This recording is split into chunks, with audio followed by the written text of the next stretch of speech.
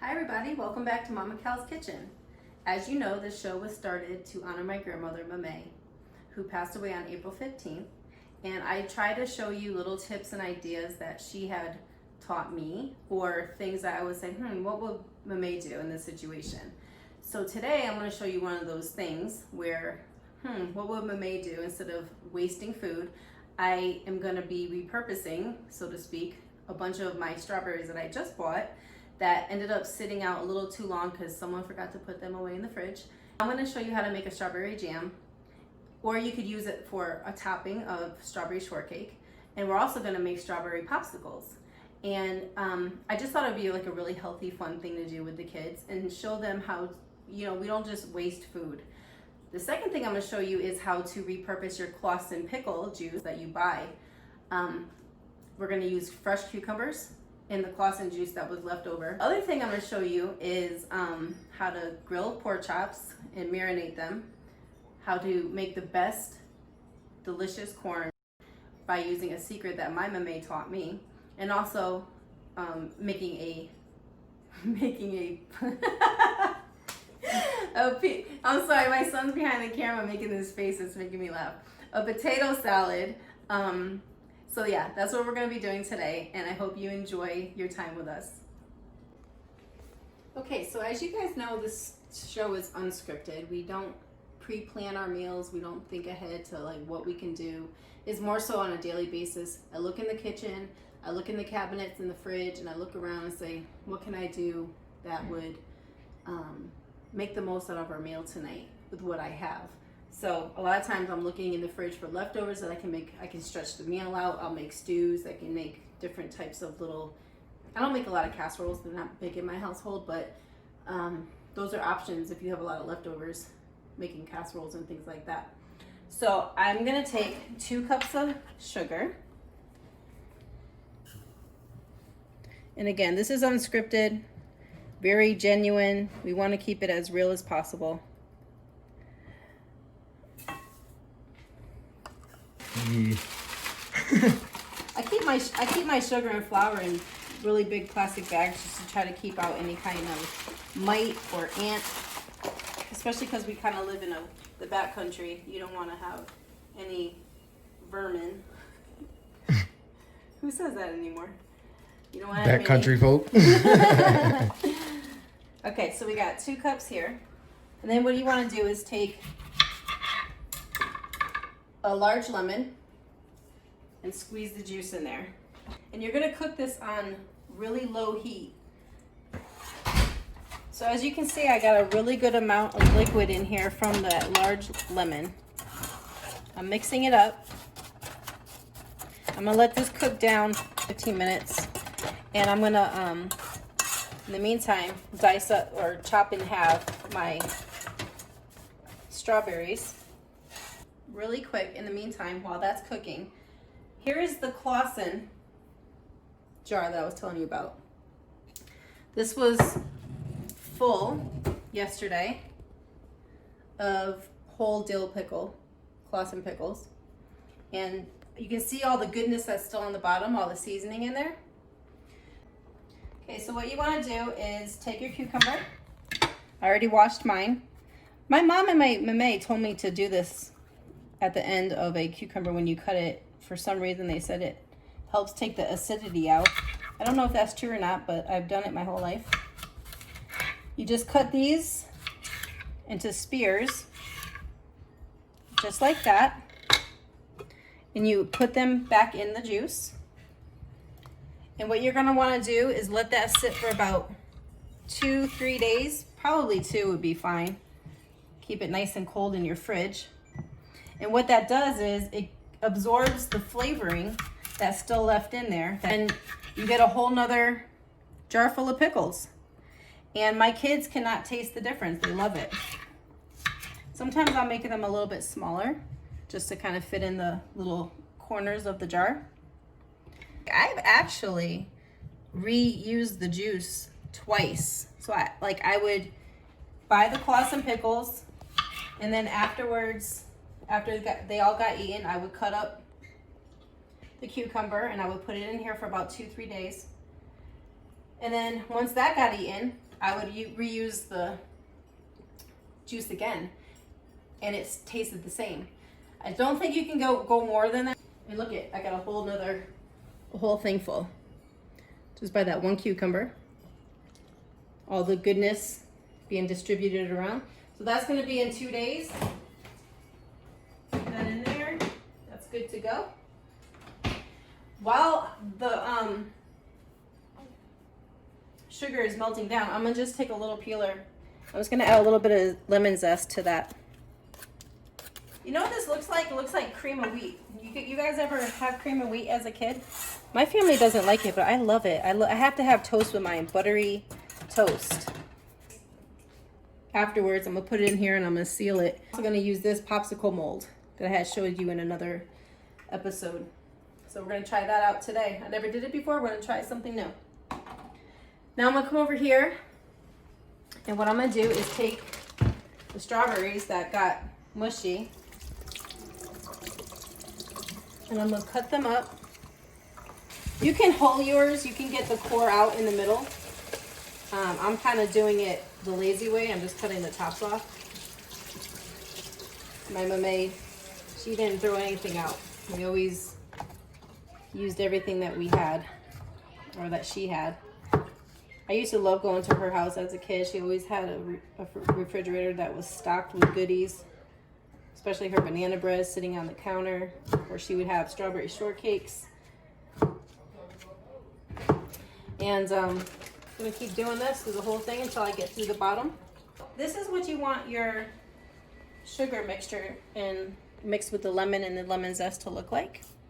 See, it's kind of breaking down. Some of you might have some other techniques on making jam. I'm gonna add the strawberry juice to this because I think they'll add a really great flavor. And I'm gonna stir that in there. I mean, that already looks really good. Just imagine that on like a biscuit with some whipped cream. I actually put more whipped cream than I do strawberries and biscuit. Have you guys ever tried the coconut? It's like a coconut whipped cream for those who are dairy sensitive like myself. It's actually super good. You can make your own coconut whipped cream from the top of coconut milk can. It's actually really, really good. Turn up the heat, let that cook, simmer down for 20 minutes. Fill your pot with water. I just put hot water in mine, cooks faster. I know some people don't believe that, but I believe it. Okay, so I added the corn, and I'm gonna add the sugar. About a tablespoon, you could add a tablespoon and a half, the max. And you see that it's very full of water. I got a bunch of corn in there now. It's gonna cook. I'm gonna boil it for about 15-20 minutes because I don't want to overdo it.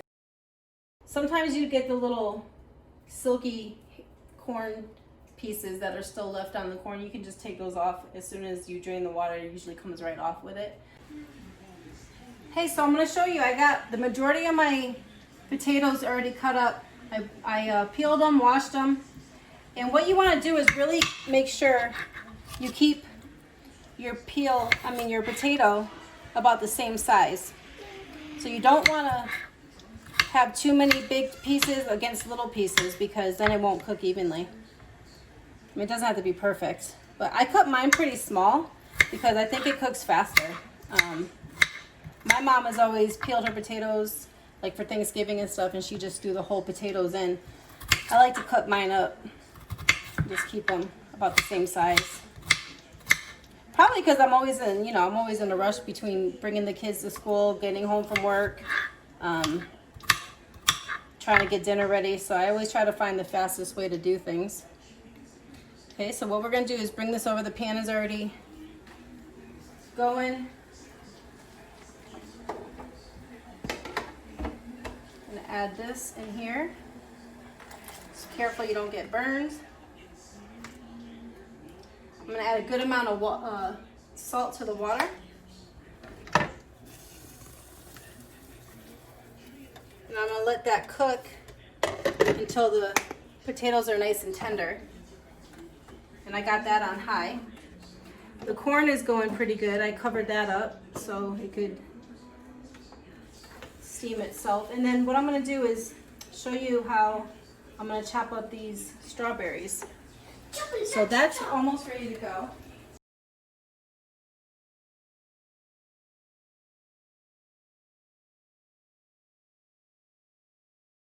I have this tool that I showed you in another episode that I got from Tupperware.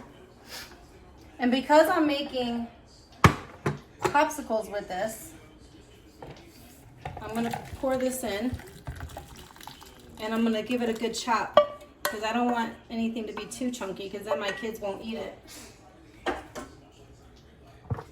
And there's a nice sharp blade, and it's very sharp because I sliced my finger on it the other day. And I just give that a nice spin, back and forth.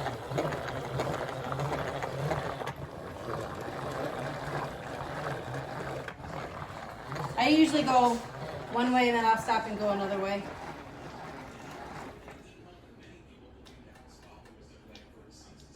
That looks great. That's gonna be perfect for the jam or the strawberry topping. Once it gets cooled, it'll thicken up. And then that'll be really good on top of biscuits. Okay, so I told you guys, I've never done this before. I'm kind of just improvising. Okay, so what I'm gonna do is pour the mixture into this container here. That'll be a really good jam or topping for my strawberry shortcakes. Haven't decided exactly what I want to do yet. But I thought about adding a little bit of coconut milk to my popsicle mixture. Just regular coconut milk.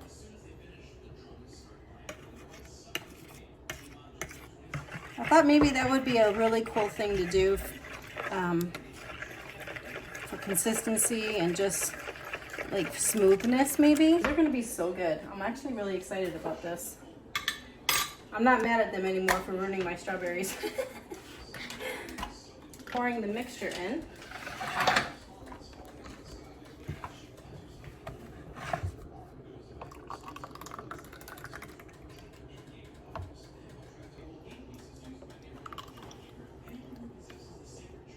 Perfect. Wow. I'm actually impressed with myself. So I already washed these pork chops, okay? I'm gonna use a garlic and herb marinade. Oh man, that smells good. And I'm gonna let this marinade for about 20 minutes in the fridge. And I'm gonna move it around a little bit to get all the meat underneath. And pour it on top. I got a lot of pork chops in here because I got a lot of mouths to feed. You guys might not have as much of a big family, so you can downsize in the amount of meat and marinade you use. Okay, so the potatoes are nice and tender. We just drained them. And my younger son, Declan, helped me peel the hard-boiled egg. I'm not gonna add the hard-boiled egg to all of the potato salad because my stomach doesn't do very well with egg. So what I'm gonna do, it's nice and drained. I'm gonna add the majority here, and I'll save this portion for my husband. And I'll add the hard-boiled egg to that. Normally what you would do is let this cool down, and then you would add in your mayonnaise and all your toppings. Again, you know I don't measure, so I just kind of eyeball it.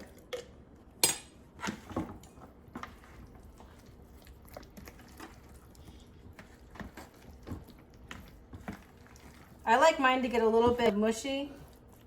You don't have to, but this kind of helps it get a little mushy when it's hot and you keep stirring it. And what I'm gonna do is add some dill.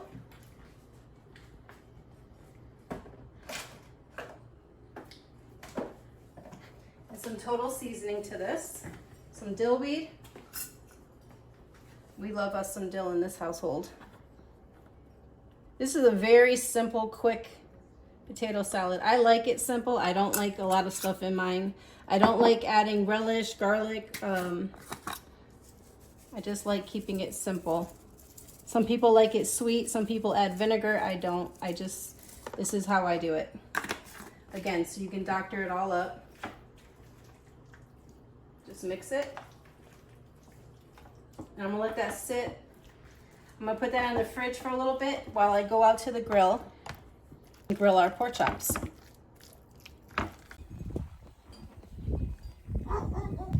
So I'm gonna put this on the grill now. I turned it down to kind of a low.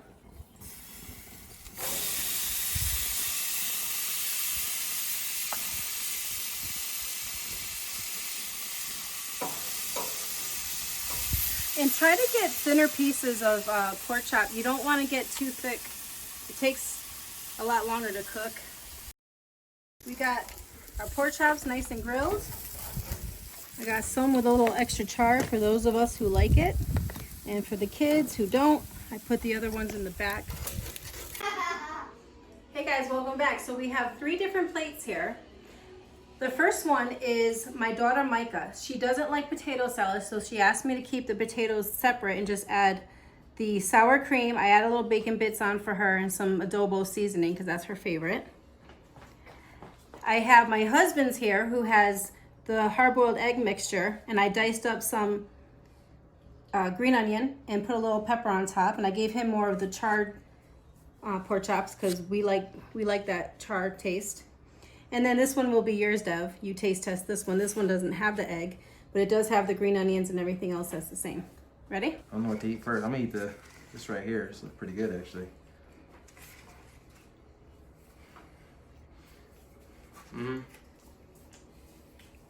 Tim, you want to do a taste test? Uh-huh. I don't care. Come on. Probably gonna need a knife, but we're just gonna go caveman on this one. Hold on, Dickie. Hold on.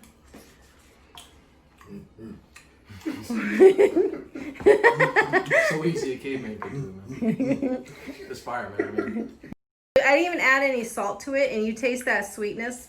That's what the sugar does. You don't even have to add salt. iron. That's fire. Everything is fire. I mean. What do you think, Dickie? You ready? Yeah. Okay. I've been hungry this whole time. You want to get Mykie her plate? Hungry. All right. I think that's our cue to tune out. Everybody's hungry. Thumbs up. All right. Hey everyone, welcome back to Mama Cal's Kitchen. I have my younger kiddos here. We're going to do a taste test on the popsicles I showed you that we made from the strawberries the other day. These have been overnight sitting in the freezer in this new popsicle mold, which we've never used before. So hopefully they come out pretty easy. The popsicle mold. What we did was my son Devin, he ran this under warm water and squeezed the sides and pulled it out, and that's how it came out perfectly. Go ahead, Mykie. Stay out of this room. I guess we won't see her for another couple minutes. Yeah, we'll get you one. I did it for like 10 seconds.